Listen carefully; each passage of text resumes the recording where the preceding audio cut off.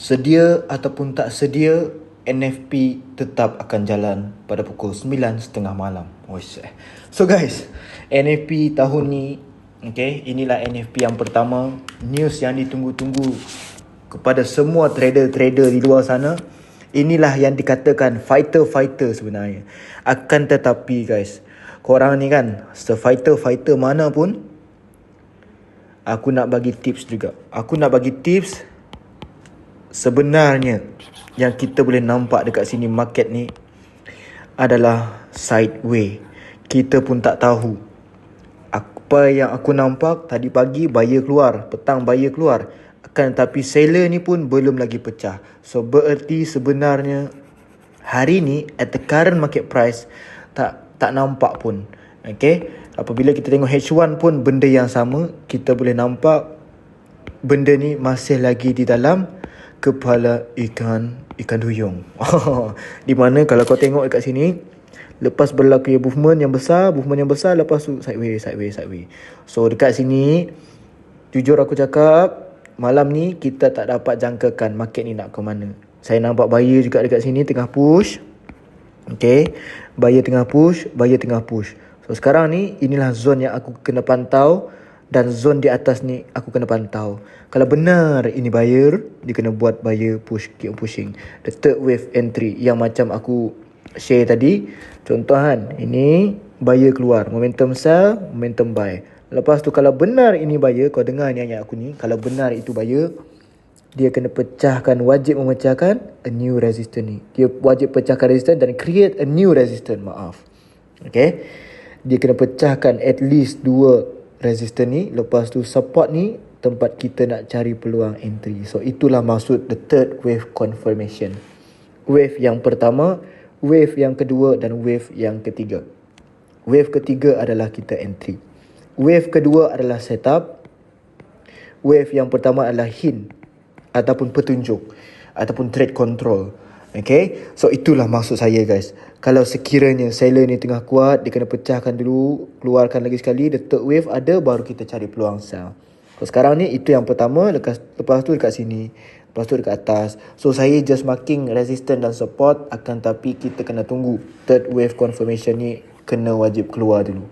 Okay, apa yang saya nak bagi tips ataupun saya nak bagi sarankan dekat korang semua adalah, lepas news lebih bagus untuk kita nak trade sebenarnya. Lepas news is better guys. Sebab apa? Masa news ni korang akan, satu, yang pertama, apa yang korang akan salahkan? Broker. Semua broker, tak kisahlah broker mana ke, antaranya dia akan bagi low leverage. Yang kedua slippage. Lepas tu apa lagi? Spread kangkang. Okay, so inilah mostly semua broker. Sebab apa guys? Permainan broker ni, selama aku trade daripada 2017-2018, selama aku trade memang aku dah tahu semua broker ni memang semua sama.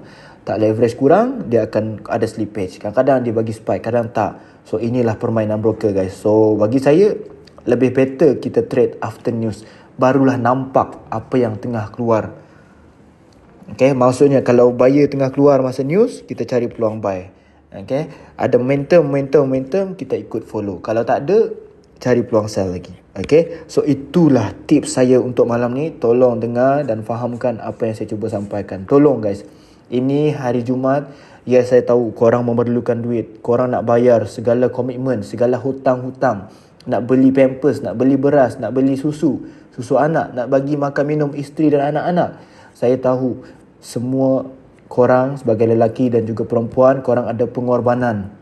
Saya memang tahu korang nak korbankan harta masa korang demi keluarga yang tercinta. Ya, saya tahu. Tapi be smart guys. Trading ni memang boleh buat duit, tapi sekejap je dia akan hapuskan kita punya emosi yang tak stabil. Kita akan jadi seorang trader yang mental, yang tak sehat. Sebab apa? Sebab kita trade news. Maksudnya tu, sewaktu news tu korang nak trade. Sebab apa? Kalau profit, okay, korang happy. What if, nauzubillah, what if market tu tak ikut cakap kita? Kau bayangkan apa yang kau nak bagi makan anak bini kau. Faham tak?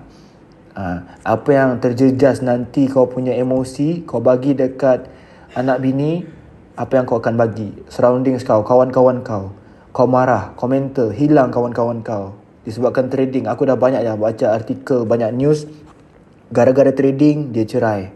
Nauzubillah, kita tak nak benda tu. Aku di sini bukan nak nak sarankan korang buat benda bodoh macam tu. Tapi sekarang ni aku nak korang sedar betapa trade after news always the best. Sebab apa? After dia akan sekali jalan. Kau percaya cakap aku ni, kau dengar cakap aku ni, masa news, yes betul dia sekali pop di jalan.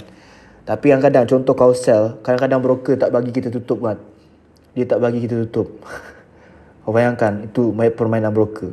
Tapi masa news, yes betul, dia cepat buat duit. Kadang-kadang 1 second je. Tapi kita tak sempat collect profit, kita jadi mental. Kau bayangkan, lepas news kau lebih santai, kau lebih relax. Kau keluarkan dulu volume tersebut. Volume buy keluar, volume sell keluar. So lepas news, contohlah masa news di junam, lepas news dia akan junam, ataupun jalan lagi. Kau percayalah cakap aku. Tak percaya kau tengok nanti NFP. Aku takkan trade NFP malam ni, tapi mungkin selepas tu aku nak tengok macam mana gold ni. Kalau ada buyer, kita akan follow buy. So ini sahaja nasihat saya untuk korang trader-trader semua ni. Muhasabah diri, insya-Allah aku doakan semoga semua diluaskan rezeki seperti lautan biru yang kita nampak indah tu. Seperti langit yang luas yang Allah ciptakan tu, insya-Allah. Okay, walaupun Roger, kalau korang profit hari ni, aku nak korang belanja saya. Okay, Assalamualaikum. Ciao.